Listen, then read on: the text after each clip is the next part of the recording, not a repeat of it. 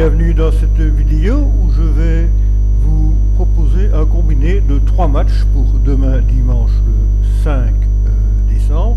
Nous sommes aujourd'hui le samedi 4. J'ai retenu 3 matchs. Tottenham-Norwich, donc les cotes sont respectivement de 1,36, de 5 et de 8,50. Anderlecht-Zulte Waregem, 1,22, 6,50, 10. Donc nous voyons que là, ces deux équipes-là sont assez nettement favorites. Contrairement au troisième match que j'ai retenu, Rayo Vallecano contre Espanyol, là on voit les cotes de 2,10, 3,20 et 3,80. Et là je pense pourtant que Vallecano est hyper favori de cette rencontre, parce que si nous allons voir le détail de ce match au niveau du classement, voilà, je prends le classement.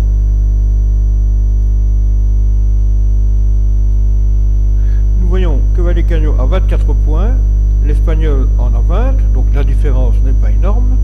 Mais si nous prenons les classements spécifiques, c'est-à-dire Vallecano à domicile, nous voyons que Vallecano à domicile est la meilleure équipe d'Espagne actuellement, ou pratiquement, avec 19 points, tandis qu'à l'extérieur, l'Espanyol est une des plus mauvaises, avec 3 petits points engrangés.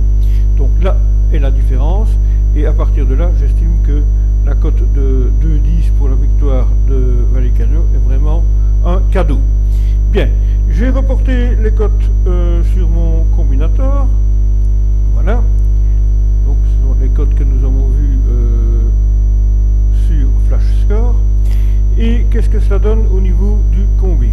Donc je vous rappelle le principe du combinator, c'est de vous permettre de jouer un combi de 2, 3, enfin jusqu'à 6 matchs, tout en assurant une surprise ou une demi-surprise. Nous allons voir ce que ça donne au niveau des possibilités. Donc j'ai cliqué sur combi 3 puisque nous avons 3 matchs. Et nous voyons donc ici, pour ceux qui visionnent mon combinateur pour la première fois, donc nous voyons ici que j'ai retenu les 4 possibilités avec les 3 victoires des 3 favoris. Les 3 autres possibilités sont 2 victoires du favori et un match nul. Mais forcément, il y a 3 possibilités. Le nul pour le premier match, pour le deuxième et pour le troisième. En dessous, c'est le même principe, sauf qu'au lieu du match nul, je remplace par la double chance, qui est le match nul et la victoire surprise de l'équipe qui n'est pas favorite. En l'occurrence, c'est chaque fois l'équipe visitée qui est la favorite, mais si c'était le contraire, si on avait le gros favori joué en déplacement, bien nous aurions mis la cote de la victoire du favori, donc de l'équipe visitée, dans la première colonne. Les colonnes ici, je vais reprendre l'encodage. Ce ne sont pas 1, nul, 2, mais victoire favori, nul et surprise. Donc à la limite, donc, lorsque le favori est en déplacement, eh bien la cote pour sa victoire vient ici dans la première colonne. Je retourne donc dans le combi, dans le résultat du combi.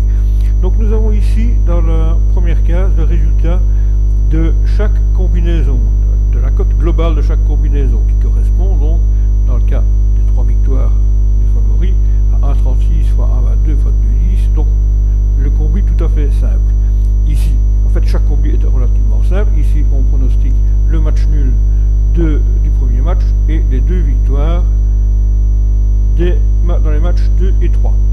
Vous l'aurez compris, dans la troisième colonne, le nul, c'est celui-ci à 10 pour Anderlecht de Waregem, et on pronostique ici à 6,50 le nul.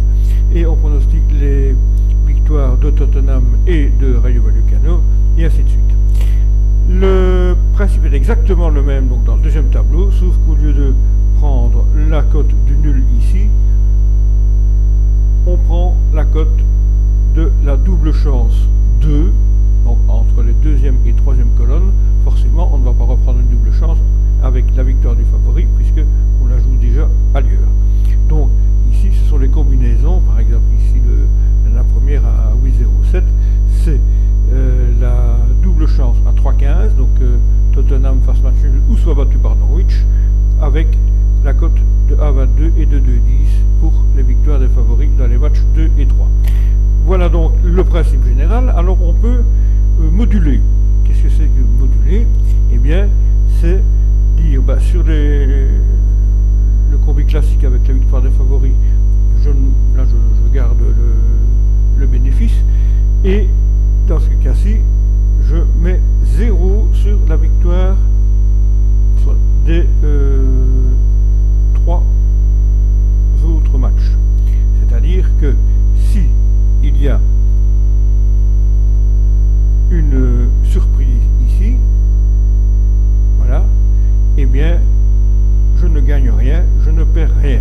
Vous voyez que la cote globale, encore une fois, multipliée par la mise, ici, on va prendre la deuxième colonne comme exemple, au lieu de 12,85 qui nous donne un résultat de 164, 165 pratiquement, et donc un bénéfice de 65, on ne mise plus que 7,81 €.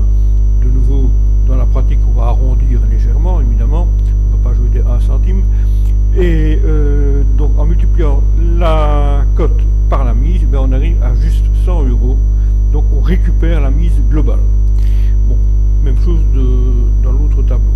Maintenant, au lieu de mettre 0 ou 100, ça n'aura aucun sens, puisque là ça veut dire que je prends tous les bénéfices possibles, donc je retombe sur les chiffres de la première ligne ici en gris, donc avec un bénéfice de 65 € j'arrondis pour chacune des possibilités, donc ça n'a pas de sens, on a autant, donc on a le même résultat qu'au-dessus. Ici, si je module, je peux mettre 0, comme je l'ai fait tout à l'heure, donc, et là je ne gagne plus rien sur les, s'il y a une surprise, mais je peux décider de prendre une partie des bénéfices. Je mets 40 ici, je peux mettre 50, 60, 20, ce que je veux, pour gagner quand même un petit quelque chose s'il y a une surprise, mais quand même centrer beaucoup plus les bénéfices sur la combinaison avec les 3 victoires.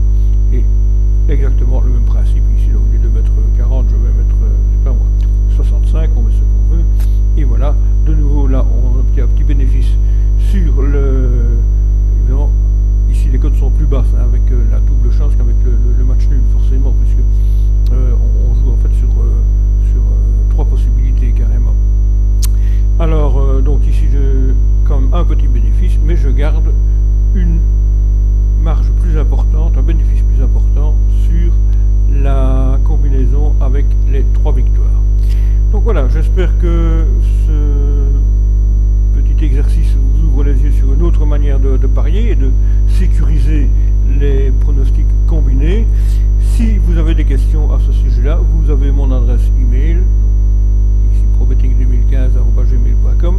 N'hésitez pas à m'envoyer un petit email, un petit message, j'y répondrai bien volontiers. Voilà, merci et à bientôt.